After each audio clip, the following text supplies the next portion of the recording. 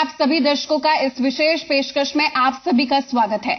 हम आज कार्तिक मास की बात कर रहे हैं, जो त्योहारों का मास है और इस कार्तिक मास के 5 दिन काफी महत्वपूर्ण होते हैं।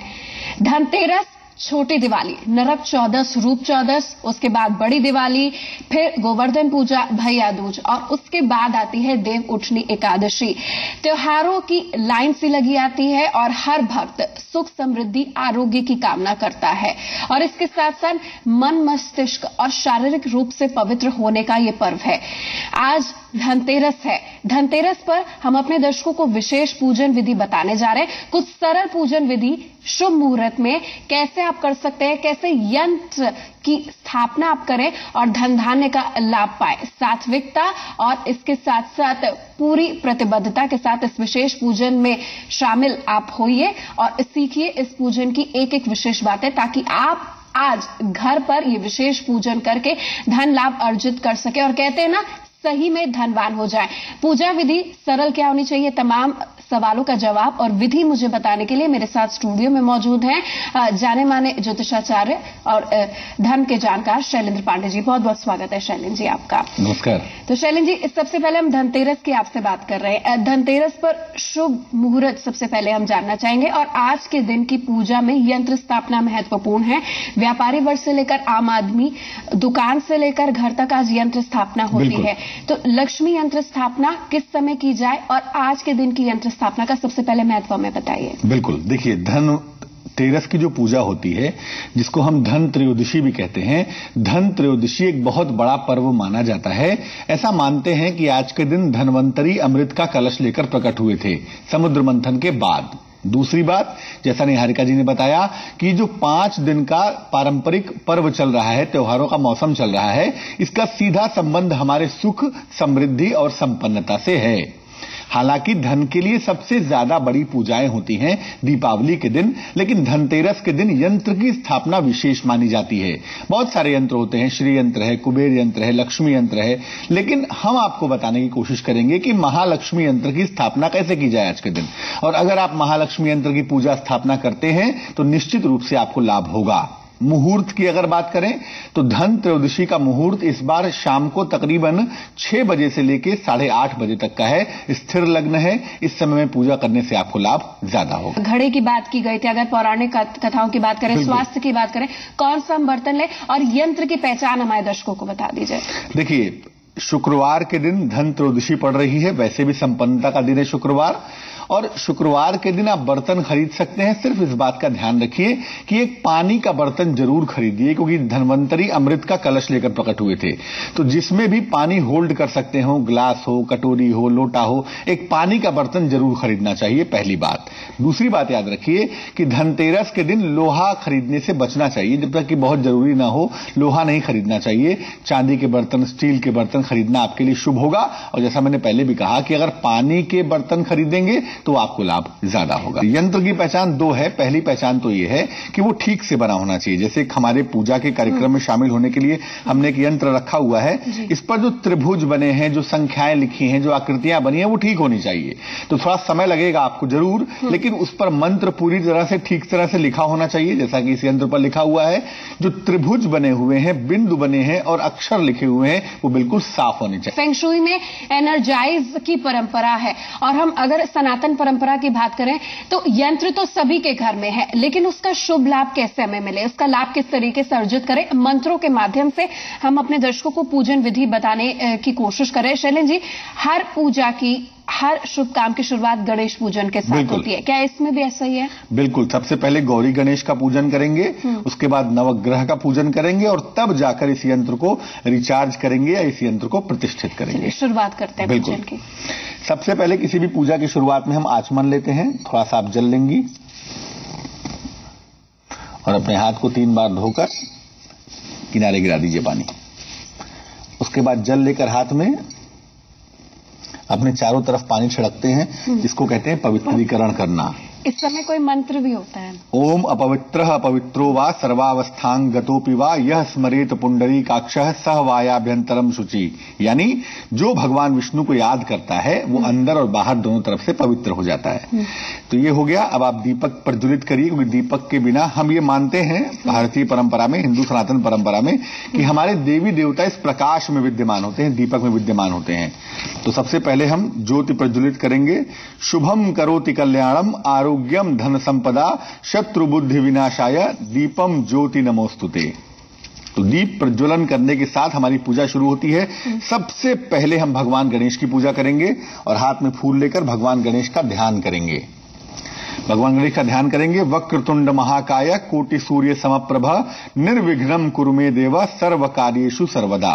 भगवान गणेश को हमने इस सुपारी पर कलावा लपेटकर इनको गणेश जी का एक स्वरूप दिया है। ऐसा भी आप कर सकते हैं, आप चाहें तो मूर्ति भी रख सकते हैं, लेकिन चूंकि दीपावली के दिन अलग से भगवान गणेश की पूजा होती है, इसलिए बेहतर होता है कि आप सुपारी पर ही कलावा लपेटकर उनको गणेश जी का रूप दें। तो चलिए, भगवान गणेश का ध्यान आपने कर लिया, फूल अर्पित करिए। पुनः फूल हाथ में लीजिए, उसको एक हाथ से ढकिए और अब आप मन ही मन प्रार्थना करेंगे, जिसको संकल्प लेना कहते हैं। उसमें कहा जाता है कि आज की तिथि का नाम धन त्रयोदशी के दिन किस कामना से, कहां पर बैठकर, किस स्थान पर पूजा कर रही हूं, ये संकल्प लेते हैं और संकल्प लेने के बाद पूजा की शुरुआत करते हैं। संकल्प लेकर यहां फूल रख दीजिए। अब हम भगवान गणेश को एक एक करके तमाम चीजें अर्पित करेंगे। जैसे पहले स्नान कराएंगे, फिर भोजन देंगे, फिर वस्त्र देंगे। तमाम चीजें अर्पित करने के बाद उनकी पूजा की समाप्ति करेंगे। सबसे पहले उन्हें हम स्नान कराएंगे। गंगा जल का इसमें प्रयोग करना। गंगा जल और तुलसी के प्रयोग से भगवान गणेश की पूजन में थोड़ा बचना चाहिए। जल गंगा जल नहीं डालें? नहीं, सामान्य जल से उनको स्नान कराएंगे। इसको कहते हैं स्नान्यम समर्पयामि। रख दीजिए। अब उनको आसन दीजिए। भगवान, आपको मैंने आसन अर्पित किया। फूल चढ़ा के प्रतीकात्मक रूप से आप आसन देते हैं और आसन देने के बाद भगवान को पाद्य अर्पित करेंगे। वो भी अर्पित करिए। भगवान, पीले फूल का इस्तेमाल भगवान गणेश की पूजा में पीले फूल सर्वोत्तम माने जाते हैं। उसके बाद भगवान गणेश को नाना प्रकार के आभूषण अर्पित करेंगे। आभूषण अर्पित करिए। ये भी मन से? हाँ, मानसिक रूप से आभूषण अर्पित कर सकते हैं। और उसके बाद रक्षा सूत्र को वस्त्र के रूप में मानकर हम उनको वस्त्र भी अर्पित करते हैं। वस्त्र पहनाना? बिल्कुल। वस्त्रम समर्पयामि कह के उनको वस्त्र अर्पित करेंगे। बहुत साधारण सी पूजा विधि, थोड़ा सा ध्यान लगाएंगे तो आप समझ पाएंगे। हर कोई कर सकता है? कोई भी कर सकता है, बिल्कुल। उसके बाद उन्हें मिष्ठान्न अर्पित करेंगे। नैवेद्यम समर्पयामि। भगवान गणेश को लड्डू मोदक अत्यंत प्रिय होते हैं और बिना लड्डू के भगवान गणेश की पूजा संभव नहीं होती। तो लड्डू आपने अर्पित कर दिया भगवान गणेश को। इसके बाद भगवान गणेश को जल अर्पित करेंगे।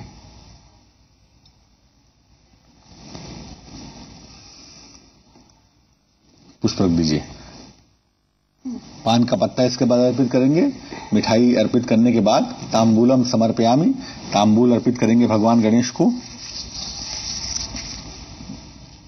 लौंग से इसे रोकते हैं? लौंग से इसे रोक दिया जाता है, बिल्कुल।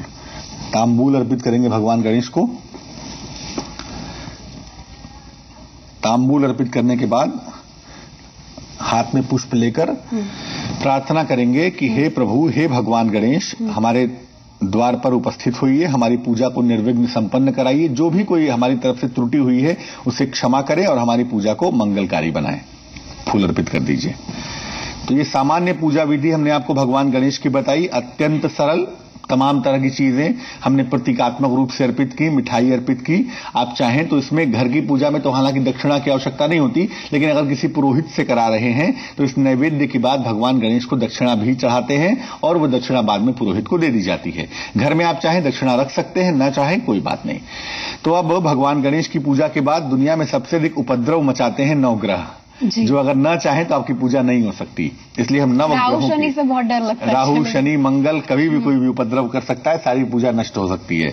इसलिए हम ग्रहों का आवाहन करेंगे। सबसे पहले अपने हाथ में फूल लें और ग्रहों का स्मरण करें। ब्रह्मा मुरारी त्रिपुरांतकारी भानु शशि भूमि सुतो बुधश्च गुरुश्च शुक्रः शनि राहु केतवः सर्वे ग्रहा शांतिकरा भवन्तु। पुष्प चढ़ा दीजिए। 9 ग्रहों के ऊपर पुष्प अर्पित कर दिया जाएगा। 9 के 9 ग्रह हमने, हालांकि बहुत सारे लोग चावल की ढेरियों से भी 9 ग्रह बनाते हैं। आप चाहें तो सुपारी से भी या 9 तरह की चीजें रख के 9 ग्रहों की स्थापना कर सकते हैं। दाल का भी उसमें इस्तेमाल हो सकता है, दाल भी रख सकते हैं। 9 तरह की चावल की ढेरियां बनाकर भी इनकी पूजा की जा सकती है। इसके बाद वही तरीका अपनाएंगे जो भगवान गणेश की पूजा में हमने अपनाया था। एक एक करके सबसे पहले इन्हें आसन देंगे, पुष्प अर्पित कर दीजिए। आसन के बाद इन्हें पाद्य अर्पित करेंगे। पाद्य अर्पित करने के बाद इन्हें नैवेद्य अर्पित करेंगे, मिष्ठान अर्पित करिए उन्हें। कौन से? कोई भी मिठाई चढ़ा सकते हैं, कोई दिक्कत नहीं है। अर्पित कर दें मिष्ठान। मिष्ठान अर्पित करने के बाद इन्हें जल अर्पित करें। शैलेंद्र जी, इसमें तो गंगा जल का इस्तेमाल हम कर सकते हैं गंगा जल का इस्तेमाल, लेकिन मुझे लगता है कि सामान्य जल हो, शुद्ध जल हो तो ज्यादा बेहतर होगा। अर्पित कर दीजिए जल। और जल अर्पित करने के बाद तांबूल, पान का पत्ता।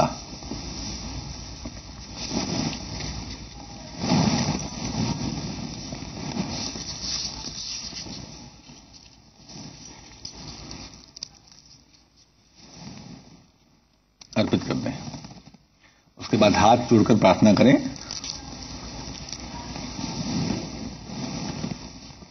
नवग्रहों से प्रार्थना करें कि 9 तरह की कृपाएं आपको प्राप्त हों, जीवन में जो विघ्न बाधाएं हैं उनका नाश हो, और 9 ग्रह आपके साथ बने रहें, आपका कल्याण करते रहें, जीवन में कोई मुश्किल न हो, और जिस पूजा के लिए हम आप बैठे हुए हैं वो पूजा निर्विघ्न संपन्न हो जाए।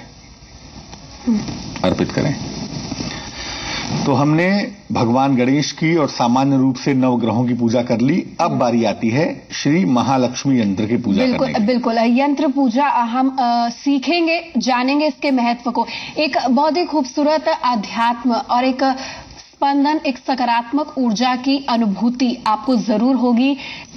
कम समय में और सीमित संसाधनों में किस तरीके से आप पूजा कर सकते हैं, किस तरीके से आप अपने घर में वाकई धन धान्य, देवी अन्नपूर्णा हो, महालक्ष्मी हो, देवी का वास हो, गणेश जी विघ्न दूर करें, ये सारी प्रक्रियाओं के बारे में जानेंगे। एक छोटे से अंतराल के लिए यहां पर रुक रहे हैं, जिसके बाद हम अपने दर्शकों को महालक्ष्मी यंत्र पूजा धनतेरस पर कितनी महत्वपूर्ण है और इसकी बड़ी से लेकर छोटी बातें क्या है ये बताएंगे। आप हमारे साथ बने रहिए, फौरन लौट। श्रीं ह्रीं श्रीं कमले कमलालये बिस्मिल्लाहिर रहमानिर रहीम कुल अऊज़ु बिरब्बिन नास। सोने की स्पाइक जड़ी सुर्ख लाल मीनारे, विशाल गुलाबी मस्जिद की 2 गुंबद नुमा सफेद मीनारे, चारों तरफ दीवारें और बीच में तालाब, 4 मेहराबों वाला 2 मंजिला खूबसूरत प्रवेश द्वार, मुख्य प्रार्थना हॉल की तरफ जाते 9 दरवाजे। ये कुछ अहम निशानियां हैं जो एशिया की इस 6ठी सबसे बड़ी मस्जिद की शान शौकत में 4 चांद लगाती हैं। अगर इस तालाब को भी जोड़ लिया जाए तो कई जानकार इसे दुनिया की सबसे बड़ी मस्जिद भी कहते हैं। 1844 के करीब शाहजहां बेगम के काल में भोपाल की ताजुल मसाजिद का निर्माण कार्य शुरू हुआ था, जो धन की कमी की वजह से बार बार रुकता रहा। आखिरकार 1971 में भारत सरकार ने इसका निर्माण कार्य पूरा कराया। देखने में हूबहू दिल्ली की जामा मस्जिद की नकल लगती ये मस्जिद वैज्ञानिक तरीके से बनाई गई है। ध्वनि तरंग के सिद्धांत पर यहाँ 21 खाली गुंबदों की ऐसी संरचना है कि मुख्य गुंबद के नीचे खड़े होकर जब इमाम कुछ कहता है तो इसकी आवाज पूरी मस्जिद में गूंजती है।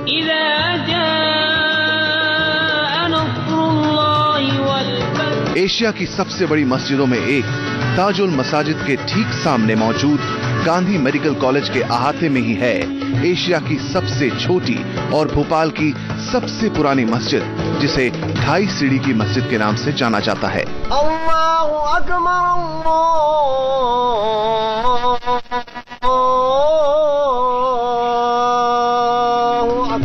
मस्जिद के नाम को लेकर एक कहानी है। वो ये कि इसके निर्माण के वक्त हर चीज यहाँ 2.5 बनाई गई थी, जैसे 2.5 सीढ़ियां, 2.5 कमरे। एक दूसरे के आमने सामने बनी ये 2 मस्जिदें बेशक आकार में एक दूसरे से जुदा हो, लेकिन इबादत के मामले में दोनों एक सा मुकाम रखती हैं।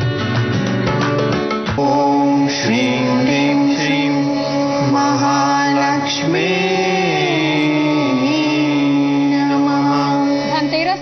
विशेष पूजन आराधना बता रहे हैं। अभी तक हमने श्री गणेश की पूजा और नवग्रह पूजन किस तरीके से आप घर पर कर सकते हैं, ध्यान कैसे करें, मानसिक पूजन कैसे करें, सीमित संसाधन में आप असीमित लाभ किस तरीके से पा सकते हैं। अब हम यंत्र पूजा की बात करते हैं। यंत्र सबके पास है, लेकिन महालक्ष्मी यंत्र को पूरी तरीके से सकारात्मक, उसे चार्ज, उसे एनर्जाइज करना काफी जरूरी है। इसकी प्रक्रिया क्या है, पूजन विधि क्या है, शुभ मुहूर्त शैलेंद्र जी आप बता रहे थे, और पूजन की भी शुरुआत करते हैं। क्या ये शाम को ही पूजा होती है या रात को लक्ष्मी जी की हमेशा? ज्यादा बेहतर होगा कि संध्या काल को पूजा किया जाए। और वैसे भी कोई भी पूजा हम जब करते हैं तो हम लग्न देखते हैं स्थिर है या नहीं है। तो 6 बजे से 8:30 बजे तक स्थिर लग्न होगा। स्थिर लग्न में पूजा करेंगे तो लक्ष्मी स्थिर रहेगी। ठीक है शैलेंद्र जी, पूजा की शुरुआत करते हैं। उसी तरह से करेंगे। सबसे पहले मां लक्ष्मी का आवाहन करेंगे, क्योंकि यंत्र भले ही लक्ष्मी जी का हो, लेकिन बिना लक्ष्मी के लक्ष्मी यंत्र की स्थापना नहीं हो सकती। तो सबसे पहले मां लक्ष्मी का आवाहन करेंगे, मां लक्ष्मी को याद करेंगे और उनसे प्रार्थना करेंगे कि वो हमारी पूजा को सफल बनावे, हमारी पूजा में उपस्थित हो। तो हाथ में आप चाहें तो गुलाबी फूल, चाहें तो सफेद फूल, या चाहें तो पीला फूल लेकर मां लक्ष्मी का आवाहन कर सकते हैं। ये प्रार्थना करिए कि आप इस यंत्र की स्थापना कर रहे हैं अपने घर में अपार समृद्धि के लिए, अपार संपन्नता के लिए, अपार जीवन में उन्नति के लिए, और यंत्र जीवन में आपके लिए विशेष रूप से कारगर हो, इसके लिए आप इस महालक्ष्मी यंत्र की पूजा, उपासना, स्थापना करने जा रहे हैं। ये प्रार्थना आपकी हो गई। अब आप पुष्प यहां पर अर्पित कर देंगी। शैलेंद्र जी, यंत्र स्थापना क्या घर का पुरुष या जो मुखिया है, जो कमा रहा है, वो ही करे, स्त्री भी कर सकती है? कोई भी कर सकता है, लेकिन अगर आप विवाहित हैं तो बेहतर होगा कि पति पत्नी एक साथ बैठ जाएं। और एक बात आपको और बता दूं कि हालांकि पत्नी को वामांगी कहते हैं, यानी पति के बाएं तरफ होती है, लेकिन पूजा के दौरान पत्नी को भी दाहिनी तरफ ही बैठना चाहिए। अच्छा। अब आप जल अर्पित करेंगे इसको, इस पवित्र यंत्र को। देखिए, मैं आपको बता दूं कि ये आकृति जरूर है, लेकिन ये है भगवती लक्ष्मी का ही स्वरूप, इसलिए इसको भी उतना ही सम्मान, उतना ही समर्पण देना होगा जितना मां लक्ष्मी को आप प्रदान करते। जल अर्पित कर दीजिए। जल के बाद आसन, आसन के बाद पाद्य अर्पित करेंगी। उसके बाद मां लक्ष्मी को एक एक करके सबसे पहले चुटकी से अर्पित कर सकती हैं। अच्छा, हाँ, ये चुटकी मतलब हम कौन सी उंगली का प्रयोग करें? किसी भी उंगली का प्रयोग कर सकते हैं। हवन का नियम ये है कि तर्जनी उंगली स्पर्श नहीं होनी चाहिए, लेकिन अर्पित करने में कुछ नहीं है। आप नारियल अर्पित कर लीजिए। उसके बाद हल्दी अर्पित करें। क्या यंत्र पे लगाना के ऊपर? है? जी बिल्कुल, यंत्र के ऊपर ही सब लगाएंगे इसको।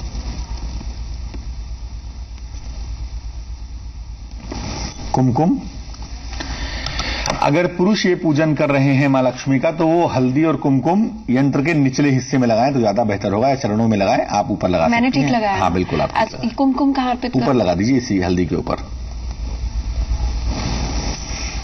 अब आपको एक एक करके मेवा अर्पित करना है। पंचमेवा। पंचमेवा, मां लक्ष्मी की पूजा में पंचमेवे का विशेष महत्व है, इस बात को याद रखना चाहिए। तो थोड़ा सा मेवा अर्पित करिए।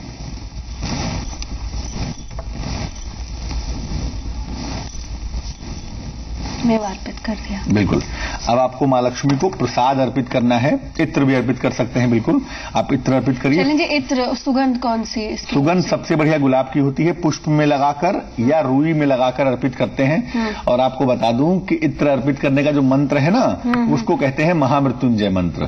त्र्यंबकम यजामहे सुगंधिम पुष्टिवर्धनम उर्वारुकमिव बंधनान मृत्योर्मुक्षीयमामृतात्। इस मंत्र के साथ इत्र अर्पित किया जाता है, ये बात याद रखिएगा। मंत्र नहीं मालूम है, कोई बात नहीं, आप सामान्य रूप से पुष्प में या रुई में लगाकर मां को या इस यंत्र को इत्र अर्पित करेंगे, नीचे रख दीजिए। बिल्कुल। अब आपको उनको मिठाई अर्पित करनी है, नैवेद्य अर्पित करना है। और मां लक्ष्मी की पूजा में सफेद मिठाई का विशेष महत्व है, तो सफेद मिठाई आपको अर्पित करनी चाहिए। बिल्कुल। सफेद मिठाई अर्पित करने के बाद आपके लिए सबसे बढ़िया होगा कि आप पान का पत्ता अर्पित करें, तांबूल अर्पित करें। अच्छा, देवी देवताओं को पान बहुत प्रिय हो। पान बेसिकली अगर हम आयुर्वेद के सिद्धांतों के हिसाब से देखें, हाँ। पान में अगर कत्था, तंबाकू, चूने का इस्तेमाल न करें, केवल पान के पत्ते का इस्तेमाल करें, तो पान का पत्ता शरीर से विष को दूर करता है, खाना पचाने में सहायक होता है। अच्छा। इसीलिए भोजन करने के बाद पान की परंपरा पाई जाती है। अब यहाँ पर पान का पत्ता अर्पित हो गया, तकरीबन पूजा आपने यंत्र की बहुत सामान्य तरीके से संपन्न कर ली है। लेकिन मैं आपको एक बात बता दूं कि जब भी आप पान का पत्ता अर्पित करेंगे, यंत्र के सामने दक्षिणा जरूर रखेंगे, क्योंकि आप धन को आकर्षित करने के लिए इस यंत्र का इस्तेमाल कर रहे हैं, इसलिए यहां पर दक्षिणा रखना आपके लिए जरूरी होगा। तो दक्षिणा रखकर आपकी पूजा संपन्न होगी। ठीक है, दक्षिणा के तौर पर 101 रुपए मैंने चढ़ा दिए, सामर्थ्य अनुसार कोई भी चढ़ा सकता है। इसके अलावा आप चाहें तो फल भी अर्पित कर सकते हैं। हालांकि मिठाई के साथ ही फल अर्पित किया जाता है। फल 5 तरह के फल अर्पित कर सकते हैं, लेकिन कम से कम विषम संख्या में तो होना ही चाहिए। ऑड नंबर्स में अर्पित करेंगे। इसके बाद आप पान का पत्ता अर्पित करेंगे और वहां पर उसके बाद धन यानी दक्षिणा अर्पित करेंगे और तब जाकर आपकी पूजा जो है वो संपन्न हो पाएगी। तो यंत्र की पूजा हमने संपन्न कर ली है, लेकिन आप यंत्र अभी हटा नहीं सकते। यंत्र हटाना भी आपके लिए संभव नहीं है। इस यंत्र को स्थापित किए रखिए। इसको कल सुबह के दिन यहां से हटाएंगे। अभी ये रात भर एक ही जगह पर रहेगा और जैसा कि आप देख रहे हैं कि दीपक लगातार जल रहा है हमारी मुख्य पूजा के स्थल पर। ये दीपक अखंड दीपक है, रात भर जलता रहेगा। कोशिश करिए कि रात भर ये बुझने ना पाए।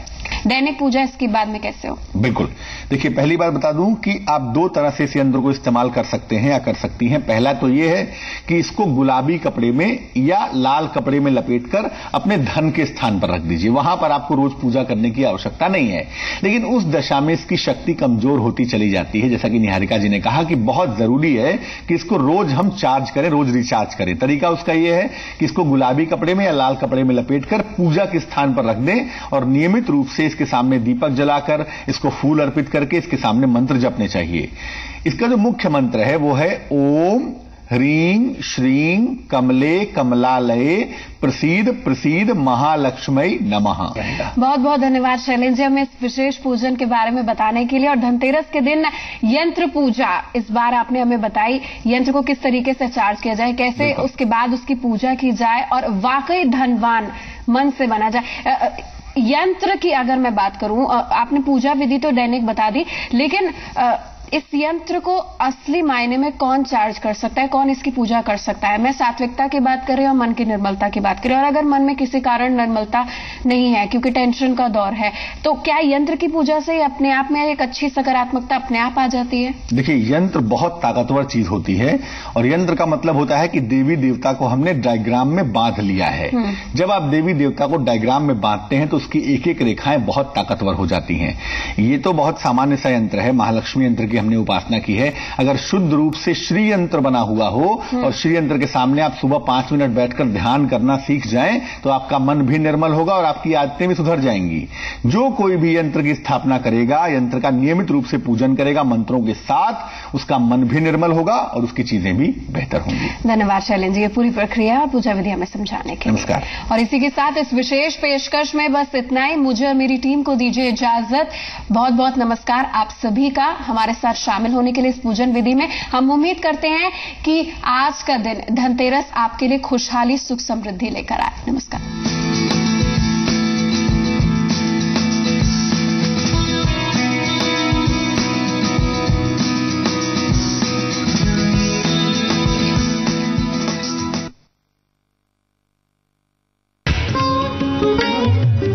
शाही नजाकत और रुतबे को महसूस करना हो तो ग्वालियर से बेहतर जगह और कोई हो ही नहीं सकती, जहां शाही सलीके को आज भी संजो कर रखा गया है।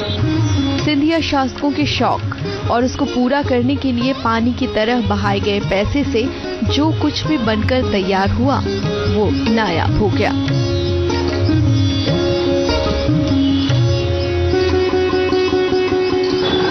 बड़ी नफासत से सजाए गए ग्वालियर शहर में आने के लिए बेहद आसान रूट उपलब्ध हैं। यात्रा हवाई है तो ग्वालियर एयरपोर्ट मौजूद है, जहां दिल्ली, मुंबई, इंदौर, भोपाल और जबलपुर से फ्लाइट्स आ सकती हैं।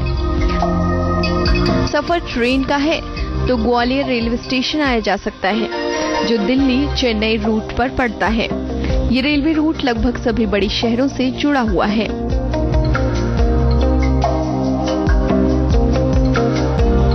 सड़क मार्ग से ग्वालियर आना चाहें तो आगरा मुंबई राजमार्ग NH3 ग्वालियर से होकर गुजरता है। NH74 से भी ग्वालियर पहुंचा जा सकता है। इतिहास से जुड़े तमाम तथ्य यहाँ जीवंत उठते हैं। कई खूबसूरत और नायाब चीजें यहाँ आपका इंतजार कर रही हैं, जिनके बारे में आपने सोचा भर होगा। तो अगर दिलचस्पी शाही तौर तरीके को जीने में है तो ग्वालियर बाहें फैलाए आपका इंतजार कर रहा है।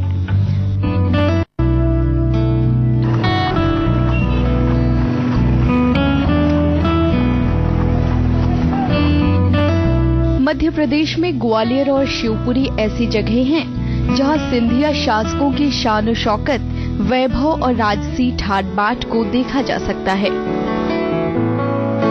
शिवपुरी सिंधिया शासकों की ग्रीष्मकालीन राजधानी थी, तो ग्वालियर उनकी रचनात्मकता और उम्दा तामीर का उदाहरण।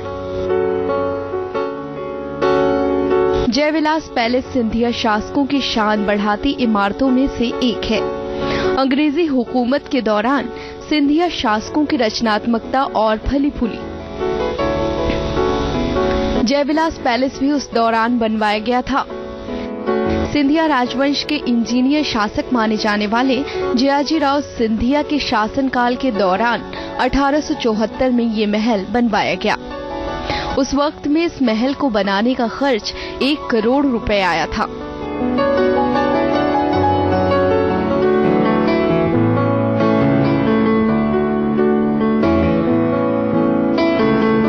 यूरोपियन आर्किटेक्चर की छाप इस महल पर आसानी से देखी जा सकती है, क्योंकि इसे सर माइकल फ्लॉस ने डिजाइन किया था और बनाया था। ये महल खास तौर पर अपने दरबार हॉल के लिए जाना जाता है। महल कुल 12,40,771 वर्ग फीट में बना है। अकेला दरबार हॉल ही 100 फीट लंबा, 50 फीट चौड़ा और 41 फीट ऊंचा है, जिसमें खूबसूरत कालीन बिछाया गया है।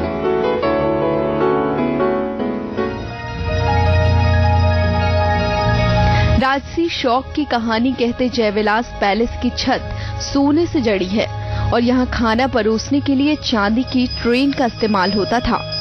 आज भी जयविलास पैलेस घूमने के लिए छोटी ट्रेन की सवारी करनी होती है। छतों से लटकते हुए सावधानी से तराशे गए झूमर महल की शोहरत बयां करते हैं। दीवारों पर अमूल्य धातुओं की नक्काशी की गई है। 19वीं सदी में सिंधिया घराने का शाही निवास रह चुका ये महल अपनी भव्यता के लिए दुनिया भर में जाना जाता है। इस महल की एक और खासियत है कि ये जैसा आगे से दिखता है, हूबहू वैसा ही पीछे से भी है। इस महल के अंदर ऐसी अनमोल विरासतें हैं जिनकी कल्पना भर की जा सकती है। अब महल के 25 कमरों को म्यूजियम में तब्दील किया जा चुका है। यहाँ पेंटिंग्स और शाही परिवार से जुड़ी चीजों की प्रदर्शनी लगाई गई है।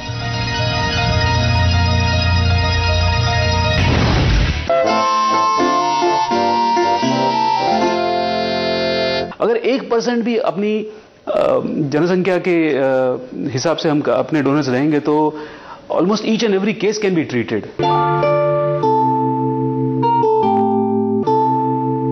जंगल के जीवन का अनदेखा सच, जलधार को लगी किसकी नजर, जमीन पर क्यों छिड़ी है जंग, आपकी विरासत के हैं ये रंग।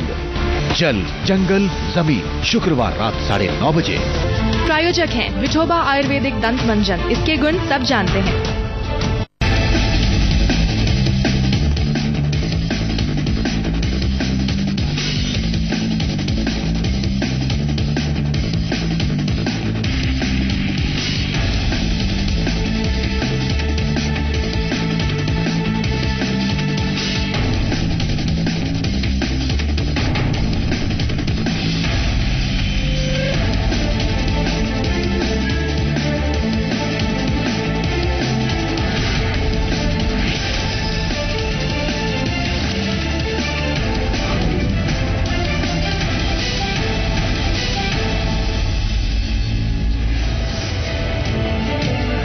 छत्तीसगढ़ में दूसरे चरण के चुनावों के लिए नामांकन का आज आखिरी दिन। इस चरण में कुल 72 विधानसभा सीटों पर चुनाव होने हैं, जिसमें रायपुर शहर की 7 विधानसभा सीटें भी शामिल हैं। 3 नवंबर तक प्रत्याशी अपना नाम वापस ले सकते हैं।